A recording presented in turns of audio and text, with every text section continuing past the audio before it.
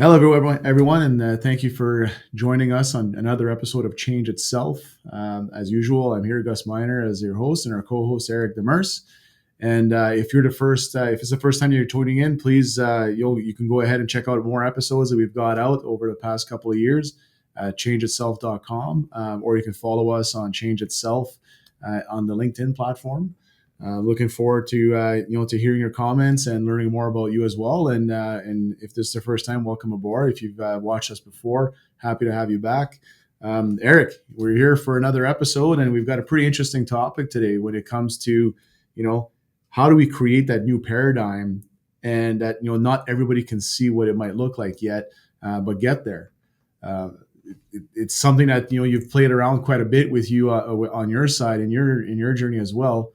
It's tough to instill that vision and have everybody believe in that vision because it's contrary to everything you've seen in the past. What are you what are your thoughts as we kick that off? It's a pretty good one. It's a deep dive, and it's taken a bigger step than maybe you thought was possible. But as you say that, I definitely think about keeping that vision in mind, especially when times are tough, when things aren't necessarily going the way you want them to be going.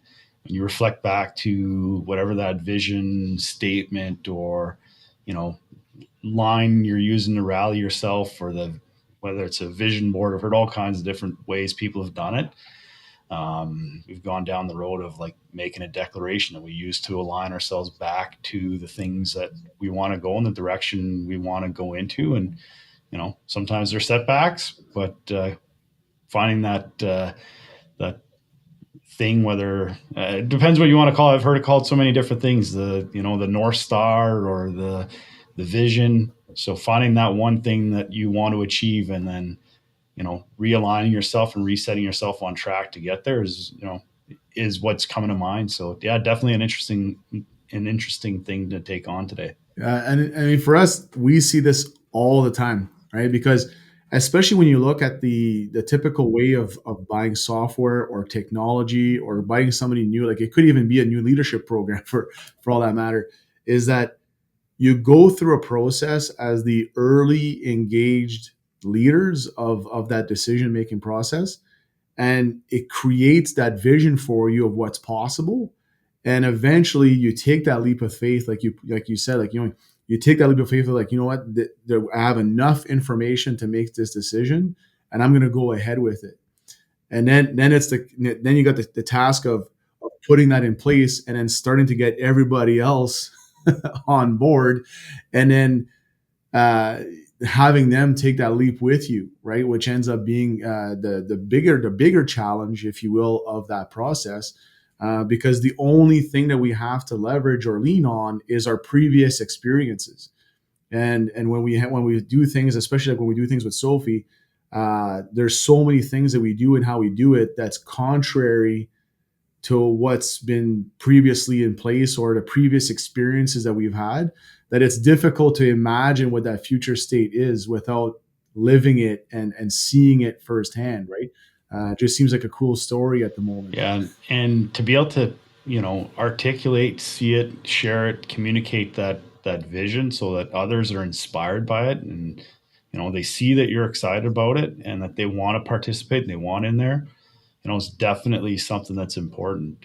One of the challenges that I have faced and found with doing that is, if my vision or the vision of the project that we're trying to take on is too big and beyond what people can um, visualize or believe in, if it feels like it's too much of a stretch or unrealistic, and it's not really energizing and exciting, it tends not to go so well. So sometimes one of the strategies is really keeping it within what is reasonably the next step, and what are these, the group you're working with, what progress do they see, and what's the thing that's important to them in order to get to the next level or the next plateau before you might be able to even present that vision of what it looks like. So whether it's based on like a timeline or like a certain set of criteria of what you're trying to achieve, building a bunch of steps up to where you want to get to, and knowing that sometimes you can't jump from where you are today to that new paradigm that you described, or the dream, like this, and there's going to be increments to get there. And I think that's one of the key things that I found in my journey with change. Yeah, no, and it's important. And the way that I like to correlate that as well is it's no different than a diet and a workout regime where somebody can tell you, I'm going to help you lose 50 pounds. And then you've never had that kind of loss before. You've never experienced that kind of loss before, yet, better yet, even maintain that loss in the past.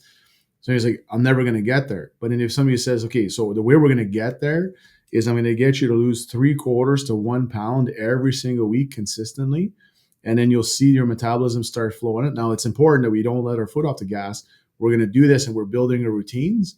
And then next thing you know, you look back 60 days, right? And you're like, holy smokes, I already dropped 20 pounds. I've already dropped a significant amount more than I've ever dropped. And then now let's keep going on those practices so we can get to that 50. So I think the same thing happens when you're installing, especially automation, right? Anything that you're putting in place where you're saying, we're going to automate our way through our certain processes, or we're going to reduce some of the quality issues because we're going to automate the steps that we know do work based on the data or the information that we have. Well, if you're a very manual operator, or if you're a very, you like to be able to make critical decisions throughout the day, and that's where you get your wins from, because you've made those critical decisions and you've got those control. Well, now how do you trust that automation? Because the whole value that you bring to the table was that critical thinking. So now you take that critical process out. What value do I bring to the table? But it's also believing that we're going to just move where you're making your critical decisions, if that makes sense, right? So let the automation do its job. You'll see what it does over the next little weeks. Hey, you know what? Maybe in 3 weeks, we realize this automation is not working. We're going to need you to kick back in. So don't go too far. But at the same time, now, if it does work and everything is all great, we've got an opportunity to take that energy that you've put in for that critical process to put it somewhere else, which can actually help, create some dividends. So we're starting to see that a lot more, especially in the mining and the construction side, where a lot more machinery, a lot more processes that we do every single day are being automated, so to speak, for consistency and accuracy. And then people are left, thinking, what does my new paradigm look like? What does it look like in the future where I don't have to do these things anymore? What's going to happen to me, right? So it is pretty interesting that the pivot point we're at today with technology adoption in the workplace, especially heavy industry, where there's been a lot of technology implemented, and different things implemented in just about any industry now. But the heavy industry was kind of like the last ones to challenge that at the front lines. And no different than when we have the conversation about cell phones or tablets and things like that in the workplace. It's, we're turning a new leaf where 5 years ago, 6 years ago, it was completely unheard of that you've got people entering data in real time directly from the workplace. It's not vetted. They don't know how to use the right language. We don't know what we're going to get. They're going to start asking for way too much stuff. And now it's becoming the norm, where we depend on that information so much that we don't even know what we did before we put these processes in place or that technology in place. And now we have to create what the next step is going to be, right? And I'm sure with your team, you've actually seen that as well, right? Where that initial resistance, that initial buy-in on what that new way of being looks like and what it is, and then all of a sudden you see that switch flip in their minds, where now they're ready to embrace the next step because they've seen the dividends and they've seen the fruits of their labor on the first one. Yeah, so on the automation front, not quite there, and I was trying to imagine kind of, what that would look like if I were to start that journey today. And based off of what I learned with the implementation of Sofvie and some of our safety systems here at Technica, and to your point, it became a piece about.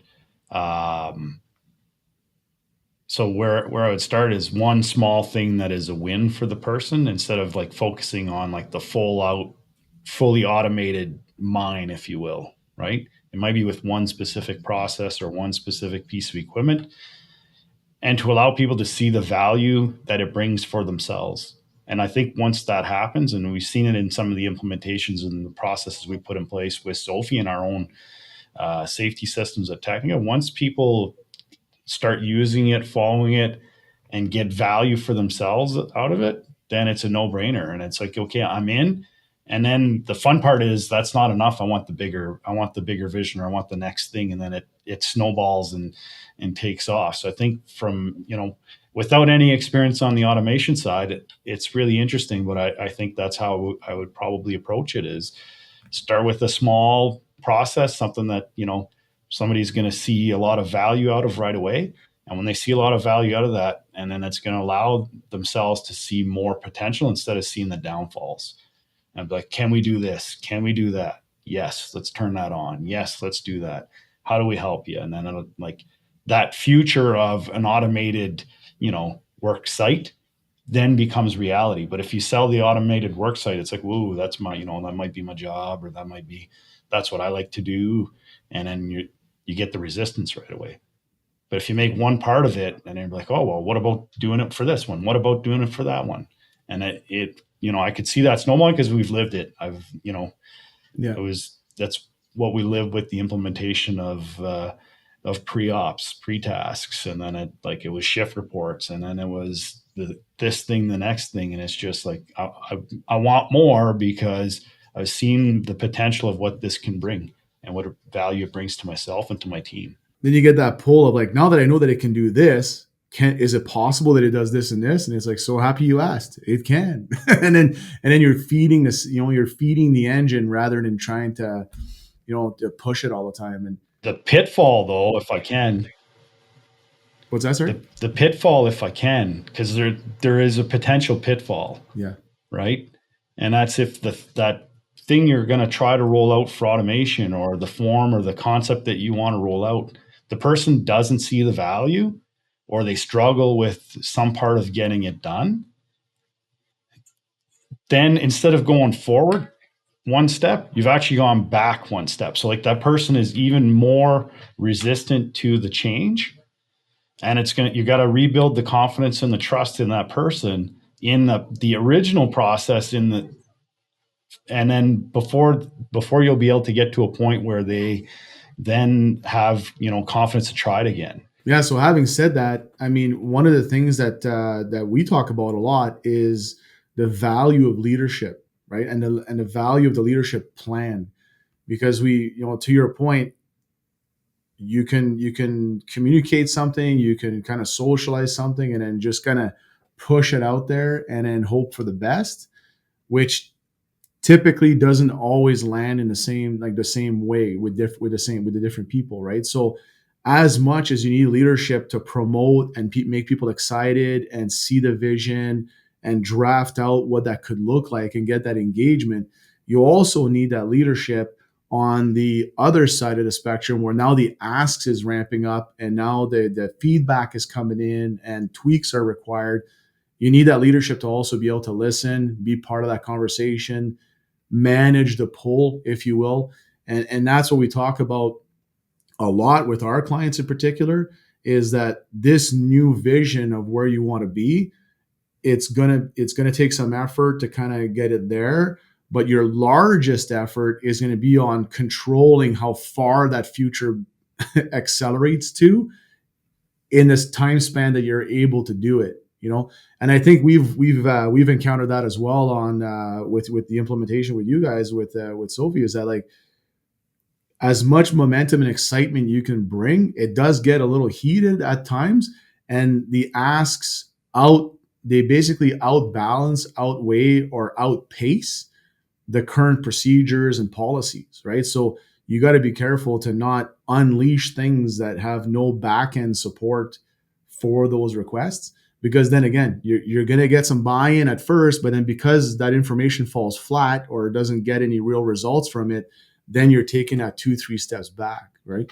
Yeah, there have been instances of that, and if you're not ready for providing feedback So if you don't like, if you have a mechanism for feedback and you're not listening to it and you're not giving people feedback back and you're not keeping that going, that's a great way to kill the journey to that new paradigm. It doesn't, you create this idea that it's not important, and then it's like, okay, the vision that they now saw for themselves is gone. Like, you've killed that vision for them, and so the momentum towards your idea is going away. And sometimes, if in the implementation we only turned on one part of a feature and people saw more, if I wasn't ready with the next iteration or the next version to or the next form or the next part of the process, yeah, I could, you would stymie that and you would create frustration with people because it's so clear to them, it's so easy, it's almost tangible that they could do it, and then it's not there, or you're not able to do it in a timely manner, and it just, like, again, you kill that vision, you take a couple steps back, and then you're rebuilding that back up to resetting the vision and the plan to get there. So that does happen. It has happened, but making sure, like, that's one of the pitfalls, but the way to fix that is making sure you got good feedback loops, and you're checking and you're listening for it. You're in the field about it. You got, whether it's a help desk system or uh, someone that's a champion on site that people go through with some of these concerns or these ideas, and then you take them, you log them, you get back to people on them. Sometimes you might get back to them, you can't do it for several months, but the fact that you've done that, that future still lives there. There's still some excitement for this thing. It's coming. Yes, at some point it will come. And there were times maybe early on where a lot of those ideas were so fantastic that they were maybe a year out, and it became hard for people to see that it would come. And eventually a year would come by and you'd go back and say, hey, by the way, this was your idea. Thanks for bringing it up. I know it took a long time, but, like, it's here. And then that would just spark a whole other level. Like, yeah, you might have had somebody that kind of lost faith in the process a little bit or in the vision. And as soon as that happens, it was like a supercharge. Boom, it's back. And so there's some really cool moments like that have definitely occurred over the implementation. No, absolutely. And one thing that something that we talk about a lot of time is when you start measuring, like, because people, you got to be able to measure what's going on and have a good finger on the pulse, if you will. But when you look at those projects about building that new paradigm or that new vision, well, that at first people are going to do things because they have to. You know what I mean? Like, they're being told to, and then you're going to get a certain level of buy-in because of that first step.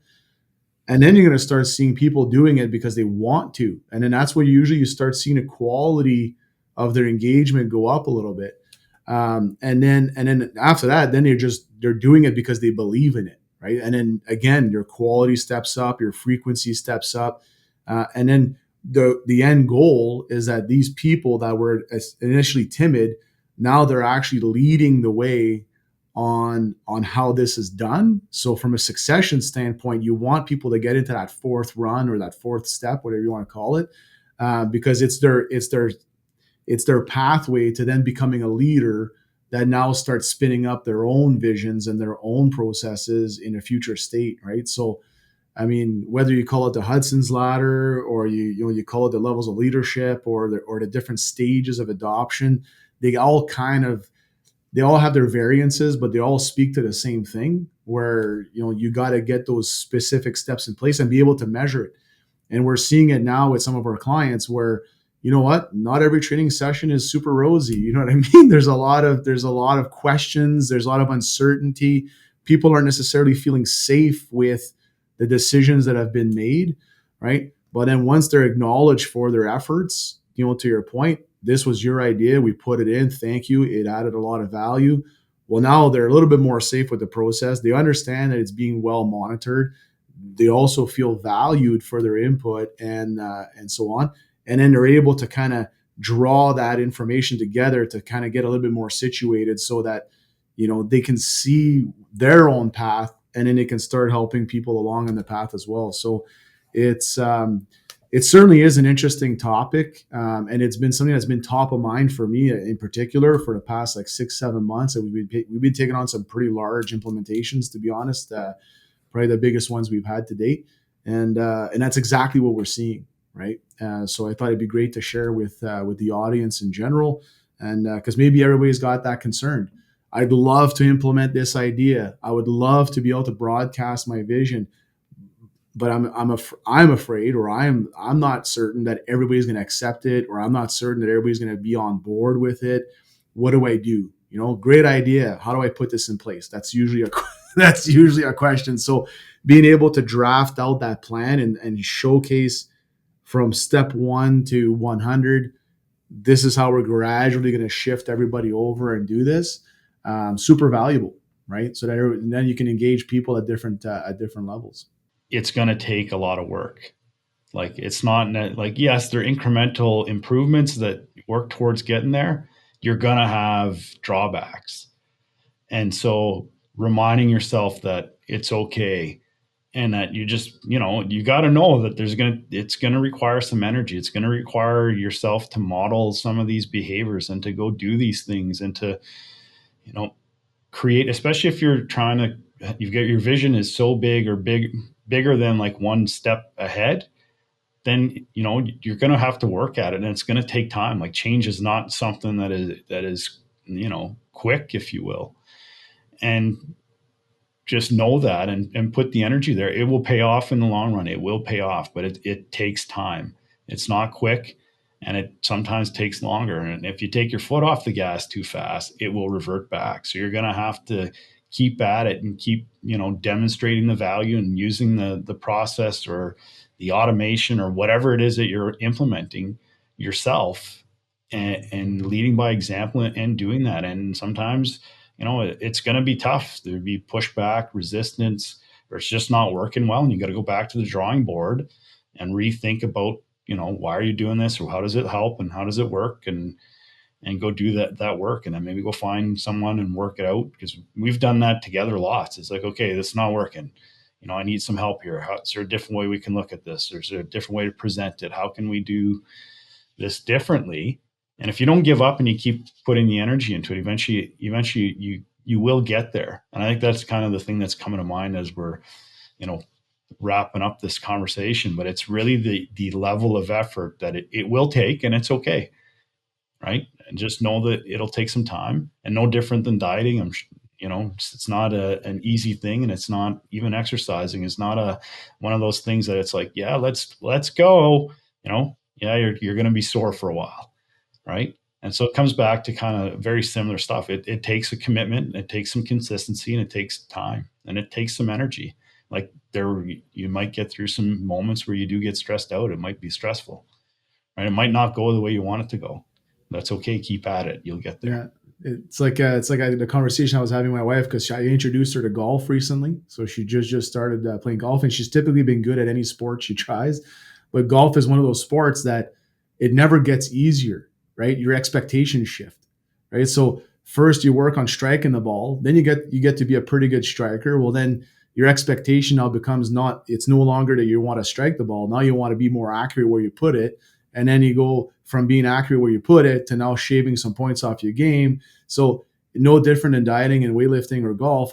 Change management is the exact same thing, is that it never really gets easier. You just get better at it, and your goalposts change. So as you get better, your expectations will shift, and you'll be able to start creating even bigger projects, or um, uh, uh, bigger requests or demands, if you will, or bigger expectations, because you can handle it. And those are the things that really start opening things up, especially when we work with our clients, where they never imagined being able to take on this level of project before.